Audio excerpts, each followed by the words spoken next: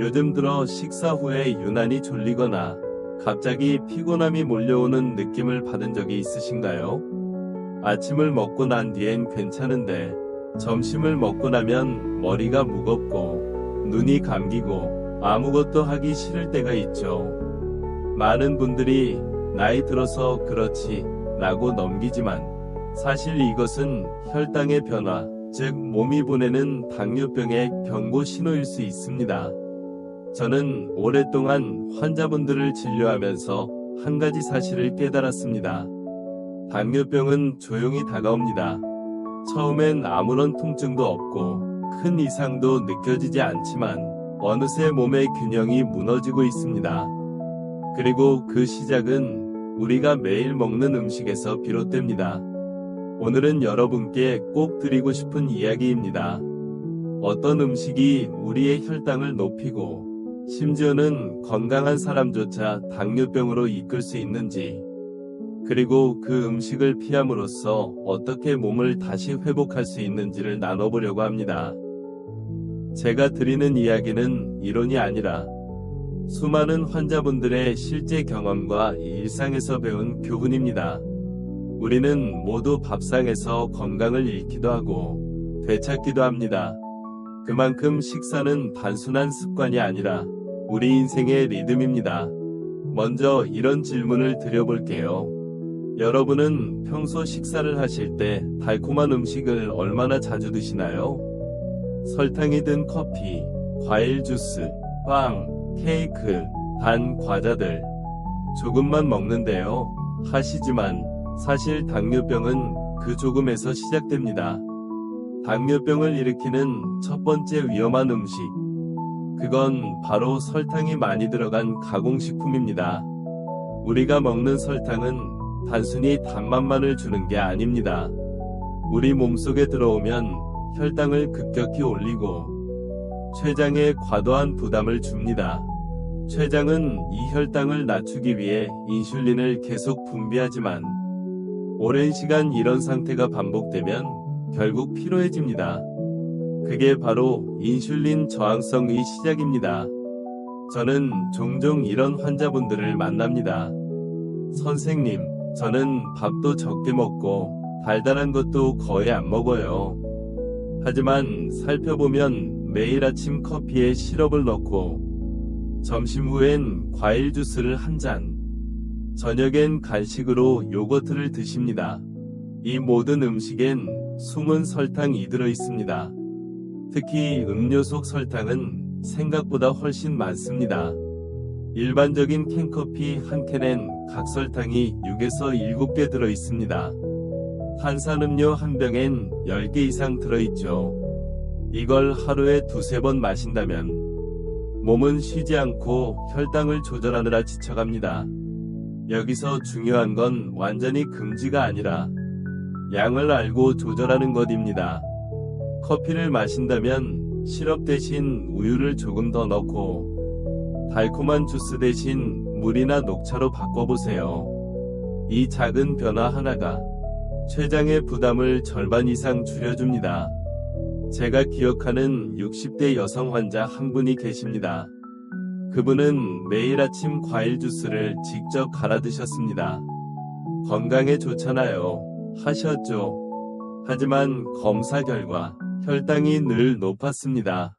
그 이유는 단순했습니다. 주스를 만들 때 과일의 섬유질이 사라지고 당분만 빠르게 흡수되기 때문입니다. 그래서 저는 그분께 이렇게 말씀드렸습니다. 과일은 주스로 마시지 말고 통째로 천천히 씹어 드세요. 그 후 몇 달 만에 그분의 혈당 수치가 안정되었습니다. 그분은 이렇게 말씀하셨습니다. 같은 과일인데 먹는 방법만 바꿨을 뿐인데 이렇게 다르네요. 두 번째로 피해야 할 음식은 정제된 탄수화물, 즉 흰쌀밥, 흰빵, 면류입니다. 한국 사람에게 밥은 생명입니다. 밥심으로 산다는 말이 있을 정도죠. 하지만 문제는 흰쌀입니다. 현미나 잡곡에 있던 섬유질이 제거된 흰쌀은 우리 몸에서 빠르게 당으로 변합니다. 밥 한 공기는 설탕 몇 스푼과 다르지 않습니다. 물론 밥을 아예 끊을 수는 없습니다. 하지만 밥의 양을 줄이고 현미, 귀리, 보리 등을 섞으면 혈당 상승 속도를 늦출 수 있습니다. 처음엔 입에 거칠게 느껴지겠지만 며칠 지나면 오히려 포만감이 오래가서 더 편해집니다.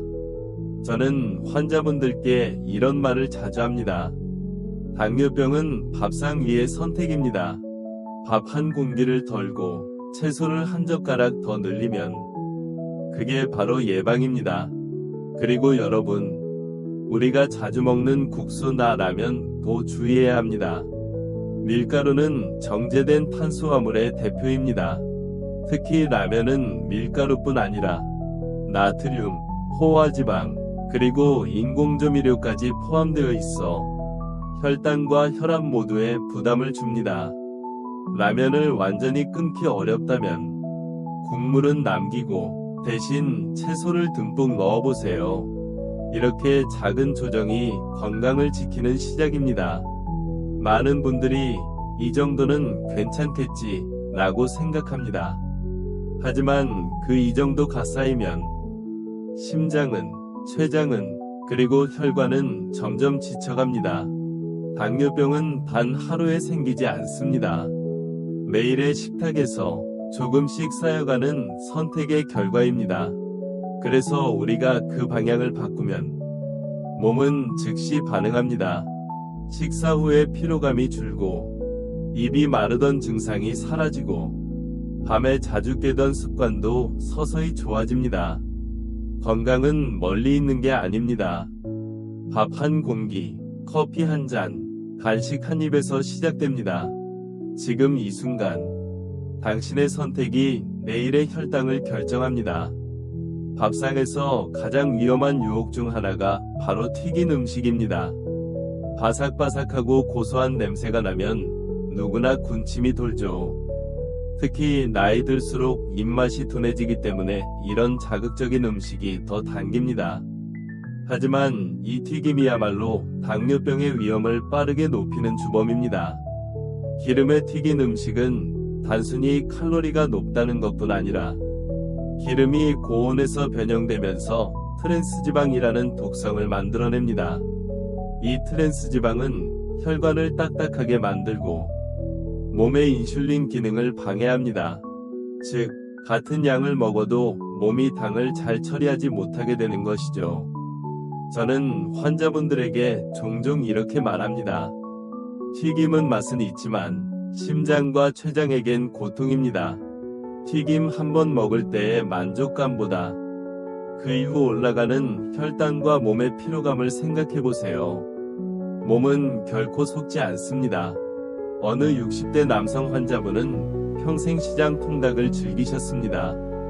기름에 튀긴 게 제 인생의 낙이에요. 그분은 늘 밝고 건강해 보이셨지만 어느 날 혈당이 180이 넘었습니다. 그 후 그분과 저는 작은 약속을 했습니다. 한 달 동안 튀긴 음식을 끊고 대신 구이로 바꿔보세요. 한 달 후 혈당은 놀라울 정도로 안정되었습니다. 그분은 웃으며 말했죠. 선생님, 기름 냄새는 사라졌지만 숨이 훨씬 가벼워졌어요. 튀김을 완전히 끊기 어렵다면 적어도 집에서 새 기름으로 낮은 온도에서 짧게 튀기고 자주 먹지 않는 것만으로도 큰 차이가 납니다. 혹은 튀기지 않고 오븐에 구워 먹거나 에어프라이어로 조리하면 비슷한 식감으로 훨씬 건강하게 즐길 수 있습니다. 그리고 여러분, 당뇨병을 악화시키는 또 다른 음식이 있습니다. 바로 가공육, 즉 햄, 소시지, 베이컨, 육포와 같은 가공된 고기입니다. 이런 음식은 맛이 강하고 편리하지만 그 안에는 나트륨, 방부제, 포화지방이 가득합니다. 문제는 이 성분들이 혈당을 직접적으로 올리지 않더라도 몸의 염증 반응을 자극해 인슐린 기능을 약화시킨다는 겁니다. 제가 기억하는 70대 할아버지 한 분은 아침마다 소시지를 구워 드셨습니다. 그냥 반찬하기 귀찮아서 그래요. 하지만 그 작은 습관이 1년 만에 혈당을 크게 변화시켰습니다.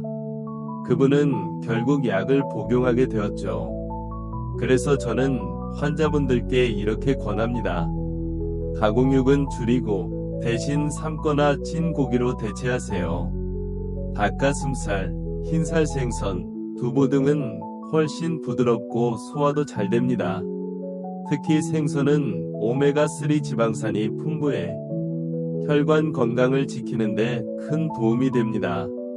또한 붉은 고기, 소고기나 돼지고기를 너무 자주 드시는 것도 피해야 합니다. 붉은 고기에는 포화지방이 많아 혈당 조절뿐 아니라 콜레스테롤 수치도 높입니다. 물론 완전히 금지할 필요는 없습니다. 일주일에 한두 번 작은 양으로 즐기면 충분합니다. 대신 식사에 채소를 곁들이고 기름 대신 물이나 레몬즙으로 조리해보세요. 그렇게만 해도 몸의 부담이 확연히 줄어듭니다. 이쯤에서 많은 분들이 묻습니다. 선생님, 고기를 줄이면 힘이 없어요. 저는 이렇게 대답합니다. 고기 대신 좋은 단백질을 선택하면 됩니다. 달걀, 콩, 생선, 두부, 그리고 견과류. 이런 음식은 혈당을 올리지 않으면서도 근육과 에너지를 유지하게 도와줍니다. 특히 당뇨병 환자에게 단백질은 매우 중요합니다. 혈당이 높으면 근육이 쉽게 줄어들기 때문에 단백질을 꾸준히 섭취해야 몸의 기초대사가 유지됩니다. 다만 튀기지 않고 짜지 않게 조리하는 것이 핵심입니다. 그리고 또 하나, 많은 분들이 간과하는 것이 나트륨, 소금입니다. 소금은 혈당을 직접 올리진 않지만 몸속 수분 균형을 깨고 혈압을 높이며 혈관을 손상시킵니다. 이 세 가지는 모두 당뇨 합병증의 원인입니다. 특히 한국 음식은 양념이 강해서 모르는 사이에 하루 권장량을 훌쩍 넘기기 쉽습니다. 된장찌개, 김치, 젓갈, 간장 조림, 이 모든 음식이 우리가 매일 먹는 짠 음식의 대표입니다. 물론 오랜 세월 먹어온 음식이기에 한 번에 바꾸긴 어렵습니다. 하지만 조금씩 줄일 수는 있습니다. 국물은 남기고, 간장은 한 숟갈 덜 넣고, 김치는 한두 조각만 드셔도 괜찮습니다. 처음엔 싱겁게 느껴지지만 3주만 지나면 혀가 새로운 맛에 적응합니다. 한 60대 여성 환자분은 간을 약하게 하면 밥맛이 없어요 하셨습니다. 하지만 2개월 후 그분은 이렇게 말씀하셨습니다. 이제는 싱거운 음식이 더 편해요. 부종도 줄었어요. 몸이 변하면 입맛도 따라 변합니다. 이제 정리하자면 튀긴 음식, 가공육, 포화지방, 그리고 짠 음식, 이 네 가지는 모두 혈당을 직접 혹은 간접적으로 올리고 몸의 염증 반응을 증가시켜 당뇨병을 악화시킵니다. 하지만 반대로 말하면 이 음식들을 줄이는 것만으로도 몸은 회복을 시작합니다. 당뇨병 관리의 핵심은 절제가 아닙니다. 균형입니다. 먹고 싶은 음식을 완전히 금지하면 스트레스가 쌓이고 그 스트레스가 오히려 혈당을 올립니다. 중요한 건 자신에게 맞는 속도로 조금씩 나아가는 것입니다. 식탁은 싸움터가 아니라 평화의 자리여야 합니다. 내가 먹는 음식을 미워하지 말고 조금 더 현명하게 선택하세요. 그게 바로 나 자신을 사랑하는 방법입니다. 이제 우리는 피해야 할 음식을 알아보았습니다. 하지만 진짜 중요한 것은 이제부터 어떻게 먹을 것인가입니다. 당뇨병은 단순히 어떤 음식을 끊느냐의 문제가 아닙니다. 삶의 리듬을 바꾸는 일입니다. 음식은 단지 영양이 아니라 마음의 표현입니다. 그래서 저는 환자분들에게 늘 이렇게 말합니다. 음식을 고를 때 죄책감보다는 감사함으로 선택하세요. 이 마음가짐이 몸의 변화를 이끕니다. 당뇨병을 관리하면서 가장 어려운 점은 지속입니다. 처음엔 의욕적으로 시작하지만 며칠 지나면 지치고 금세 원래의 식습관으로 돌아가 버리죠. 그럴 때마다 이렇게 생각해 보세요. 나는 벌을 받는 게 아니라 내 몸을 사랑하는 연습을 하고 있다. 그 순간부터 음식은 더 이상 적이 아니라 친구가 됩니다. 저는 오랫동안 진료하면서 작은 변화를 꾸준히 이어간 분들이 얼마나 강한 분들인지 보았습니다. 한 70대 할머니는 평생 김치를 좋아하셨습니다. 하지만 혈압과 혈당이 모두 높아지자 스스로 하루에 한 번만 김치를 드시기로 결심했습니다. 처음엔 힘들었지만 석 달 후 그분의 얼굴빛은 놀라울 만큼 밝아졌습니다. 선생님, 저는 김치를 덜 먹고 인생의 맛을 다시 찾았어요. 그분의 그 말은 제게 큰 울림이었습니다. 건강한 식습관이란 결국 자신을 억누르는 것이 아니라 자신을 돌보는 일입니다. 음식을 바꾸는 일은 결국 마음을 바꾸는 일입니다. 어느 60대 남성 환자는 늘 저녁마다 술 한 잔과 안주를 즐기셨습니다. 이게 내 유일한 낙이에요. 하지만 혈당은 점점 높아졌고 피로는 쌓였습니다. 어느 날 그는 제게 이렇게 말했습니다. 선생님, 저는 건강을 잃기 전까진 술이 제 친구인 줄 알았어요. 지금은 물이 더 좋은 친구예요. 그분은 술 대신 따뜻한 보리차를 마시기 시작했습니다. 그리고 밤마다 가벼운 스트레칭을 하며 하루를 마무리했습니다. 몇 달 후 그의 얼굴에는 평온함이 깃들어 있었습니다. 작은 선택이 이렇게 인생을 바꿉니다.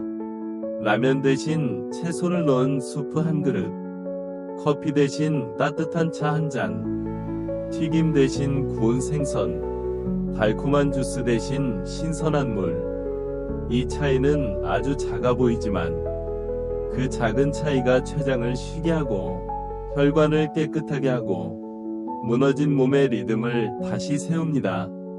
많은 분들이 말합니다. 이제 나이도 들었는데 뭐가 달라지겠어요. 하지만 저는 확신합니다. 심장은 나이를 기억해도 회복력은 나이를 모릅니다. 몸은 우리가 믿어주는 만큼 다시 살아납니다.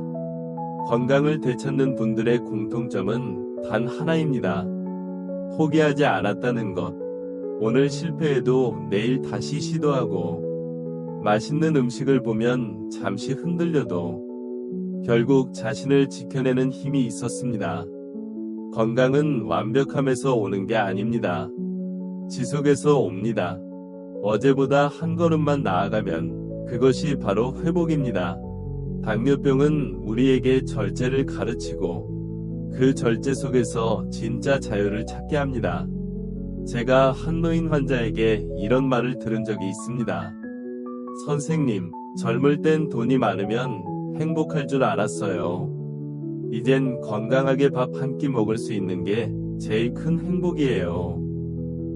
그 말씀은 제 마음에 오래 남았습니다. 밥 한 끼, 물 한 잔, 걷는 한 걸음, 그 모든 것이 축복이란 걸 건강을 잃고 나서야 깨닫는 분들이 많습니다. 하지만 여러분은 지금 그 깨달음을 얻을 기회를 갖고 있습니다.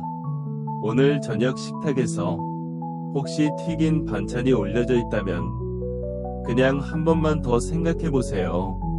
이 음식이 내 몸에 어떤 신호를 줄까? 그 짧은 생각 하나가 몸을 바꿉니다.